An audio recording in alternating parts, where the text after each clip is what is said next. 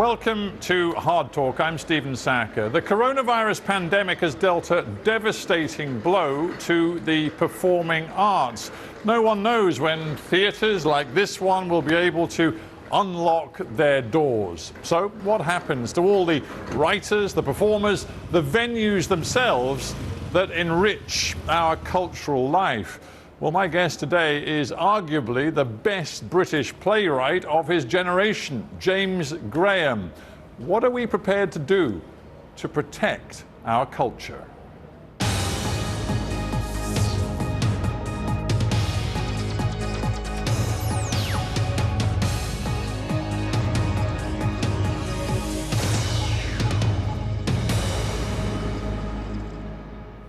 James Graham, welcome to Hard Talk. Thank you.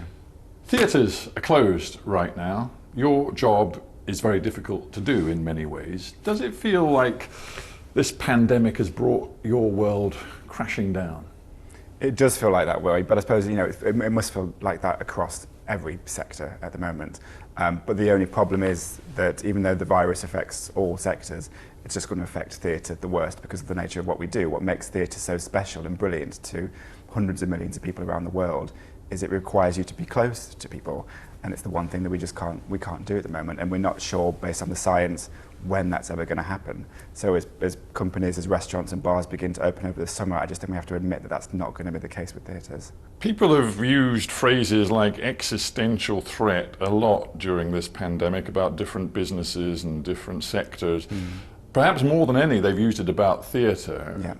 Some theatres say that they are very close to going bankrupt. You obviously are very well connected in the industry. Is that exaggeration or is that true? It's really true. It's really devastating and upsetting. They were the very first buildings to close. They actually closed before the government told them to, but just because public safety is obviously the most important thing. Because the business model is a mixture of box office, and that's both ticket sales for that night's show, but also the majority of that is advance booking, so booking to see Hamilton next spring. They've completely dried up for an audience that doesn't necessarily have the confidence yet to book far in advance. So there is no income. These are buildings that are expensive to run, expensive rents, expensive everything else, but with zero income, it's such a fragile model. You've called for, and I'm quoting here, an aggressive government bailout. Others have said that they want an emergency relief fund specifically for the performing arts and in particular for the theatre. And yet, I'm mindful that, for example, the National Theatre, which has talked about the degree to which it faces a real existential threat, it gets a substantial government grant already. I mean, in this time of crisis where the entire economy is facing a severe long-term recession, do you think the public really believes the government should be pumping special targeted money into theatres? It's the most important point, and I don't disagree with you. These are hard arguments to make against the backdrop of every person in the country suffering economically. I wish I hadn't used the word bailout. I think that was a few months ago. And the actual term is an investment. It's an investment that the government always gets back. And if the economy is going to recover, and the one benefit of this kind of crisis is that it isn't all these industries are basket case businesses. They are entirely profitable in normal times, and once people re-emerge into the light, they can be profitable again. It's just that theatres are uniquely, disproportionately affected, and that they will be the very last buildings to open. So if that's the case, if one of the most, it was, I think, in the last decade, the arts and culture and entertainment were almost the fastest growing sector of the entire economy.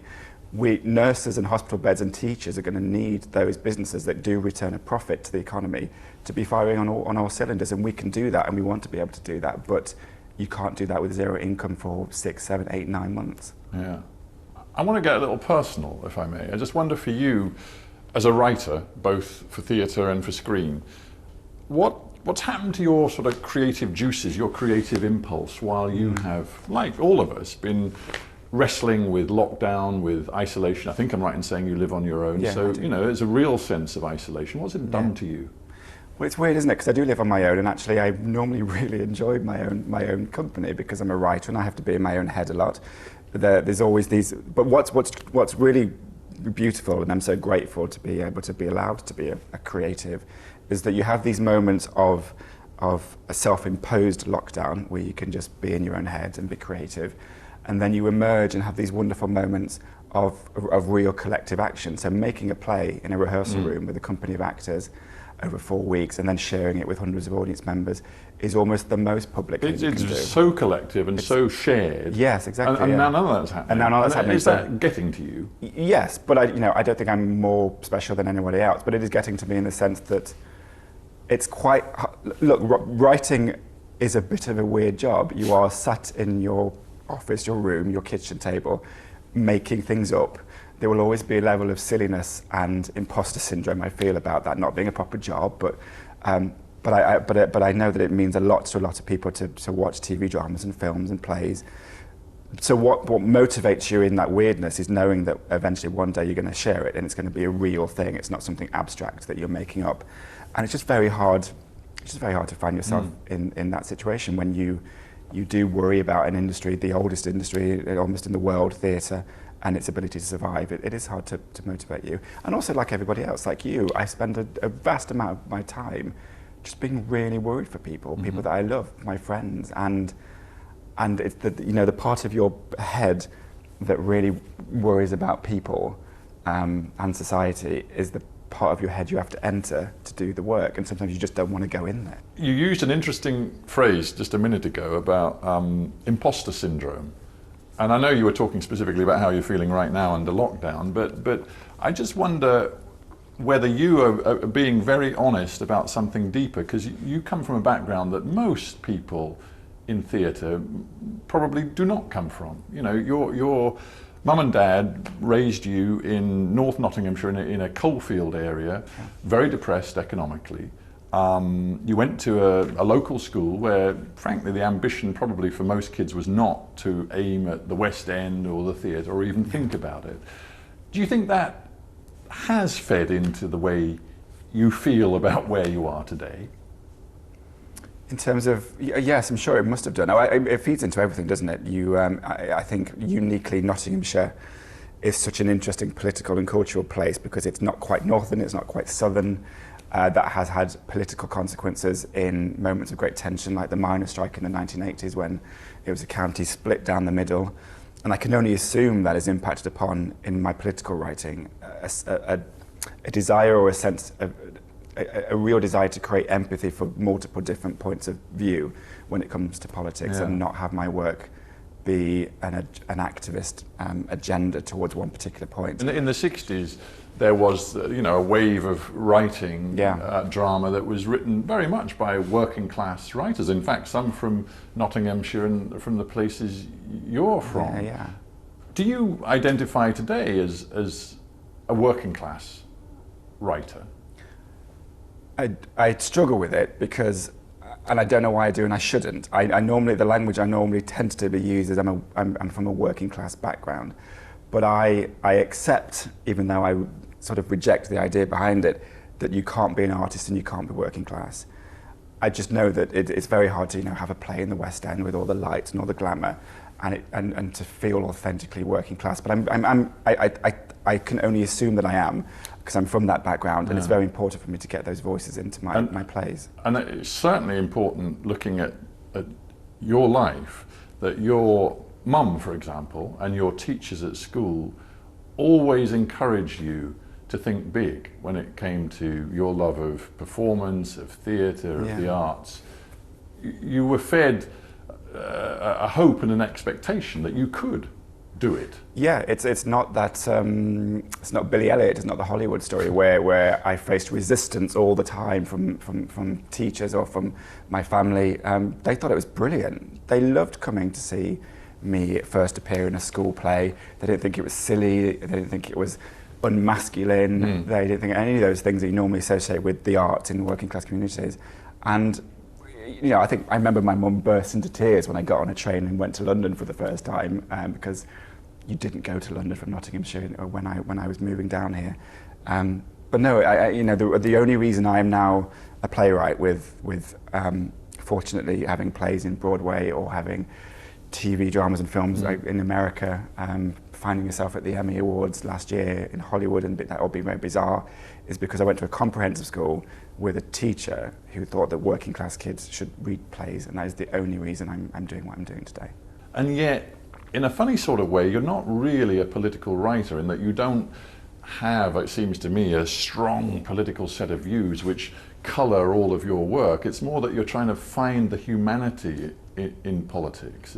Yeah, I think that's that true. Right? And I suppose I have a real geeky joy in looking at systems and processes and institutions and trying to work out what makes them tick. So with this house, which is set in 1970s Westminster, the last dramatic hung parliament that we had prior to the coalition, it was less, I deliberately kept Margaret Thatcher and Keith Joseph and James Callaghan off stage because it just didn't, I don't know why it just didn't interest me. I feel like we are very familiar with the ideology of left and right and the tensions between them. What I think we are less familiar with, I certainly was, when I looked at that Gothic palace and how impenetrable and intimidating it is. I just didn't know how it worked. I didn't know how legislation passes through the House. I didn't know how a whip manipulates, encourages, persuades a member of parliament who doesn't want to vote a certain way to eventually walk through that particular lobby. All of the, I always think it's a bit of a gift to be a British playwright in particular, because we are so old and our systems are so old, they naturally sometimes lean towards absurdity. You turned the arcane detail of Westminster process into a very successful play in this house, but then you did something also fascinating with a different sort of political complicated situation. Is you turned the Brexit furore in the UK into a very successful TV drama which you called The Uncivil War. And at the heart of that wasn't Boris Johnson or David Cameron. It was this guy who, at the time, very few people had heard of, called Dominic Cummings. Yeah, what happened to him? Yeah, well, he's now, of course, most of us will know as Boris Johnson's most important advisor. Yeah. But why did you, long before Cummings attached himself to Prime Minister Johnson, why did you see him as such a fascinating character? I think two things, because he really is a fascinating character in the world of politics, which often sounds increasingly, I think, quite stale, just in terms of the sound of it and the level of conversation. He's such a, as you have seen, he's such a disruptive, unpredictable, surprising, like Catherine wheel of conversation and linguistics. Did you meet him and talk to him as research for the? It was quite late. I spoke to. I have a tactic which is sometimes more effective than not. Is you identify your son in the middle of the universe, in which case that was Dominic Cummings, and you sort of start on the outskirts of planets and you rotate your way in gradually, just so you can gather information and feel more confident when you get there. So I interviewed as many people as I could from Vote Leave, whether that be interns or marketing people, communications people, and I arrived at Dominic Cummings once there was a draft, and I needed him to and he had very specific things I wanted to know from him, and I was very grateful. And he devoted a lot of time to it. You have to strike that balance between, spending time with people that you maybe start to feel a sense of not loyalty, but you want to represent them fairly. But that's where it gets complicated. It is complicated. Because this is you're portraying real life and real events, but in a fictionalized form. And some critics, I'm going to quote to you one campaigning journalist, Carol Cadwallader, who you got involved in a public debate with about the veracity, the trueness to life of your Brexit screenplay. And she said, your Dominic Cummings, the one you created on screen, is a sort of Sherlock character. He's a maverick polymath who brilliantly solves problems that nobody else can. And your portrayal makes out that he won through his genius not by employing allegedly criminal methods, because all of that in the end got investigated. And because you created a performance and a screenplay that was so great, that's what sticks in people's minds. The positive take on a guy that so many people in Britain have grave reservations about. Yeah, and look, I think you have to take that responsibility really seriously. I just disagree with Carol, and I really respect her, and I think the reason why, on the night of the broadcast, I retweeted all of my Twitter followers to her feed so that they could see basically someone telling them how terrible my drama was. And to be fair, she really liked the drama, but she just disagreed with that presentation. She almost liked it too much. Yeah, that was the problem. She felt it invited people to not dig into the real difficult detail of the Brexit campaign, but actually just to admire the sort of the personality, the fizzy whiz-bang personality of the guy that you'd put centre stage. And I also accept that when you cast someone like Benedict Cumberbatch, who comes with that baggage of great intellectual genius from Sherlock, some of that is going to be there. I just sort of I fundamentally disagree. I think Brexit creates a frame for everybody through which we see it based on our own political prejudices. So with no disrespect to Carol, and that's why I wanted to engage with her all the way through, is that she wanted a certain kind of film and I didn't want to give it to her. Because you're not a campaigner in the end. And what you are also is an entertainer. I mean, what strikes me as absolutely amazing about you is that you can find ways to make people laugh, to draw them in, to make them cry, to feel empathy and sympathy in stories which, to most folks, are about politicians whom they're deeply cynical about, politics which they don't want to hear any more of, yet you take all of that and you turn it into entertainment. And I think it has to be, because what you're doing, whether you're a journalist like Carol or you're a writer like me, is you have these subject matters which feel very far away, and it's just an exercise in trying to bring them a bit closer to most people's understanding. So of course it has to be funny, and of course you have to be moved. And unlike journalism, what drama's greatest power, and actually I think its greatest political weapon is empathy and humanising people we don't normally see as human beings. Which takes you as far as, in the play Ink that you wrote, Rupert Murdoch. Yeah. I mean, is there nobody that you can't empathise with?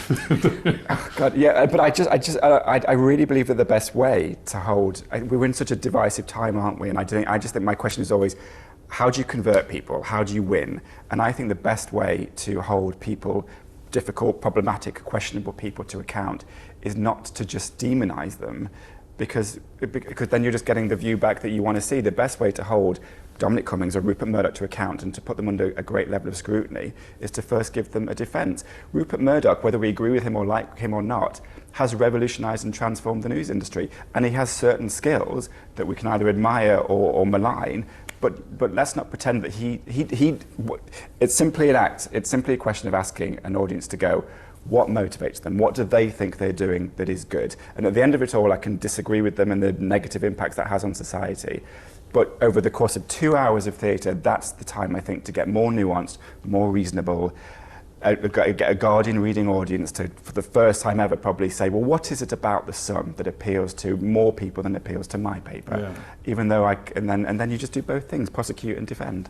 People listening and watching to this all over the world will maybe be wondering, he sounds fascinating and his plays sound incredibly sort of multifaceted, but he writes such British stories, they're not relevant to me. Do you think there is something universal that goes far beyond the detail of Westminster process or the tabloid newspapers in the UK? I definitely do, because there's a rule I keep in my head that the more specific you get about a time period or a culture, a nation story, the more universal it is. We as well as exporting work across the world, we receive work across the world, whether it's an Arthur Miller play from the 1950s or Parasite, a South Korean film.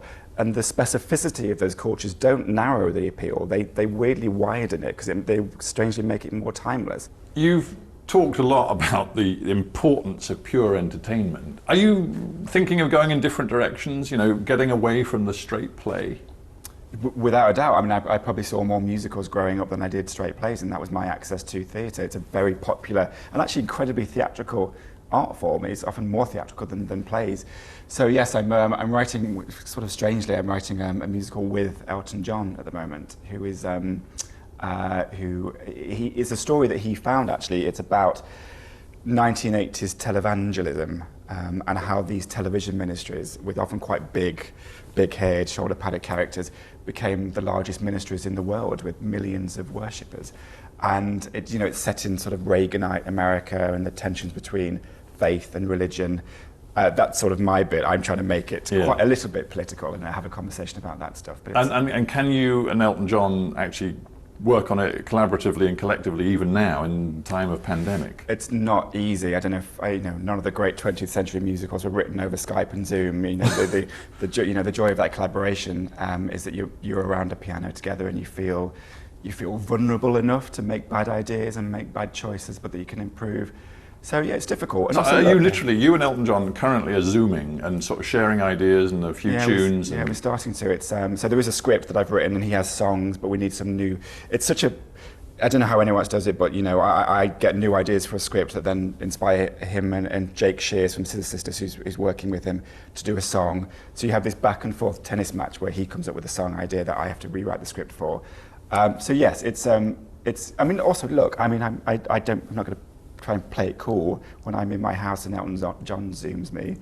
I get like a little, you know, and I check my background is cool enough, and because he's in my house, but he's, you know, he's one of our greatest artists, and he wrote one of the most successful musicals of all time in terms of The Lion King, which is running in cities around the world. So it's a valid art form, and I think you can sneak in under it some really important questions, and that's what we're going to try and do. And when are we going to see it? So we'll try and finish it in lockdown, and then I guess hopefully next year once theatres reopen. You've written very frankly about a sort of mixed feeling you have that the incredibly turbulent times we are living through, which include obviously right now coronavirus, but also the rise of populism and nationalism, deep polarization within societies, whether we're thinking UK, US, or many other countries too. You've said, on the one hand, it is extremely disturbing to live through these times, but as a writer, one selfishly thinks, what an amazing amount of subject matter and material.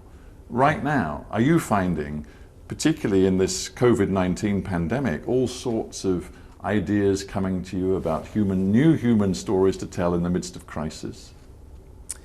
I think you have to balance it with obviously feeling a very human instinct for the nature of the tragedy, but you can't silence basically the political part of your brain, which is that if we believe, and I do, that storytelling isn't just a distraction or a confection, it is a tool that we can use at difficult times to make sense of things that feel so hard to make sense of. That you feel, as I'm sure many of my peers do, a sense of responsibility to getting in the mix, despite the messiness that sometimes comes with it in cases like the Brexit film. I think the arts and culture need a seat at this table, not because we want to, but because we have to, because it's always been, since flipping Greek times, the way that we made sense of the world. So yes, you can't not look around at, I mean, what happened in the past year, the prorogue of Parliament, this incredible pandemic, what is happening now in America and spreading around the world in terms of the justifiable anger. That's all stuff I think we can dig into. But the question you have and the anxiety you have as a writer is, what's my story and what's my role here? Because even though, as you recognise, I come from, I think, a working class community that was often ignored, and it deserves a voice at this table. I'm a white man, and I don't think it's my place to make sense of what is happening in Minnesota at the moment. It's my responsibility to step aside at that point and find people who have that voice and have that anger that's really authentic. And a final thought about anger. Is anger a very positive creative fuel, or can it actually be corrosive? That is a very good and difficult last question. I think historically, especially in British theatre, anger has always played a role. The angry young men in the 1950s, that came out of a burning class anger and a burning sense of injustice. And if that motivates you to write, then absolutely own it. It's not always my starting point. I was going to say, do you write as an angry man? I get angry, but what I don't want to, and I think we need that theatre that is provocative, that is dangerous, but the things that I want to write personally, this will sound very sentimental and possibly why some people may think I'm not the right political playwright for this time, is that I think there's also a power in drama that is unifying, and that can bring people together to see different points of view when those points of view are legitimate and exist.